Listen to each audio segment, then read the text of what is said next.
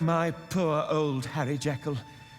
If ever I read Satan's signature upon a face, it is on that of your new friend, Mr. Hyde.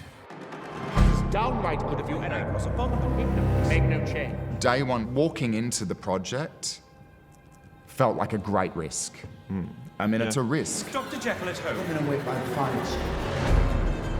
It's like two actors that have to carry this story, and then you have 3 camera people, and then an entire crew moving all the stuff. It's like a big machine. And once you start, you can jump on board, as long as you keep up with it. Yeah, it is terrifying. I have found it wonderfully terrifying. I had a journalist say to me a few months ago, why do actors want to work with you, Kip? Hopefully because it's fun. Because it is incredibly ambitious and a lot of hard work. There's 700 lighting, camera and sound cues, 300 marks on the floor, all of which the actors and the crew have to hit with millimetre precision in order for everything to line up. And what they create is this immersive experience where you fall into Victorian England and then into the nightmares of Utterson and Dr. Jekyll, and then ultimately into this beautiful story about the friendship that they share with one another.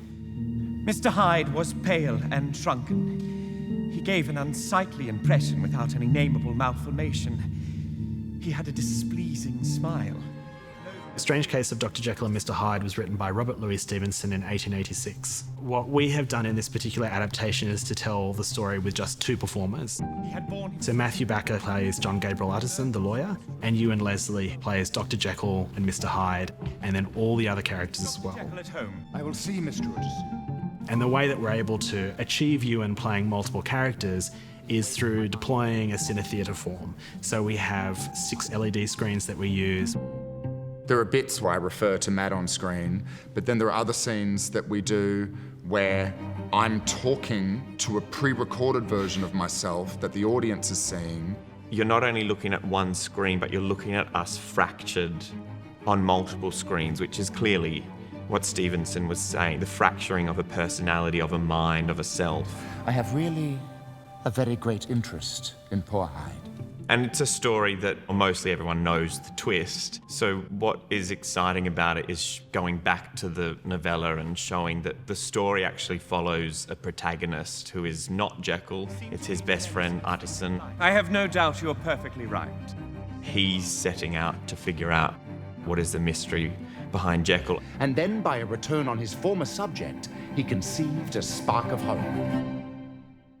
The first live video production that I did was a production of Suddenly Last Summer by Tennessee Williams. I was very inspired by Tennessee Williams's philosophy that deconstructed this notion of a singular self and deconstructed the notion that truth is a singular thing that's owned by one person. The deployment of live video, and in particular using multiple cameras, opened up a way of telling stories that could allow an audience to look at a character in and of itself from multiple perspectives. That was massive for me. It also allowed me to look at stories that are about the construction of identity and stories that take you into the psychological landscape of a character.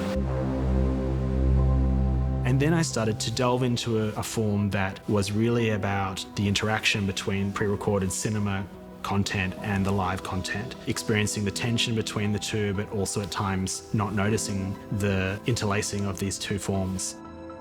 I saw Dorian, and I was just so blown away by it and so inspired by it. And I was really, for better or worse, was like, I wonder what that's like to be in.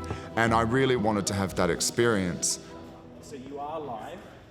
Had that happen live to begin with, whilst your replicated versions are heading off that way. I'm keen to see you both run back around screen 3.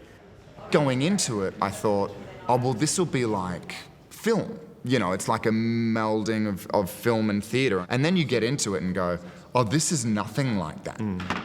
On film sets, you do it from different angles. If you muck up a line, you can go again. On this, they're continuous, sustained takes that can never be shifted. It has been a real challenge in a great way, because you do have to modulate your performance when it's this much of a close-up, but you also have to be big enough to fill the space.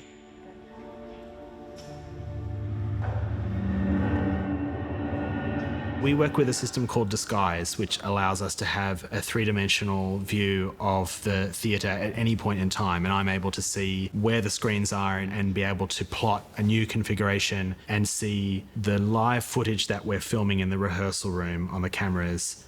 So I'm watching the rehearsal room to get the live theatre image and then superimposing that in my mind on top of the 3D visualization of how the screens are going to look at any one point in time. I'm working with the performers on the floor and we're crafting the performances and the physical shape. Screens are going to be tracking across the stage this way, but we're also creating a live edit for the show in rehearsals. So I think there's 200 to 300 camera cues in the show.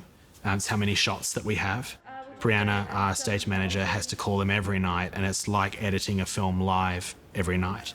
We're figuring out that blueprint so that it can be replicated for each performance. Not to be opened till the death or disappearance of Dr. Henry Jekyll. Give me his name a little bit more. Just make a little bit more of his name, Dr. Henry Jekyll. Henry. There are deadlines you have to meet in a rehearsal period, because on week 2 you're going, right, well I have to shoot pieces with this character, and once we've done it, I can't week 4 go, oh, maybe the northern accent's wrong. Not to be opened till the death or disappearance of Dr. Henry Jekyll. Those performances that we pre-record, I mean, that's not changing. And then on stage, you're getting that audio back and you're like, whoa, I've given myself no room there to breathe.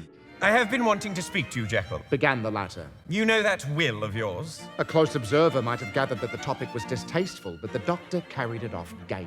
The self you're acting with is not gonna wait if you muck up a line. Like, he's coming in with his cue. My poor Atlas. Said he. You are unfortunate in such a client.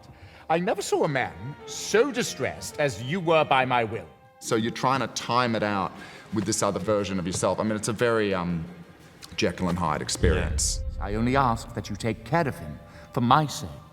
I promise. And with that, a quiet sadness fell between the two friends, felt deeply by both, but that neither could give name to nor meaning to the cause of. To now be on the other side of it and just doing the show and having such a great time with it, I feel very proud, but also a great sense of relief. Yeah.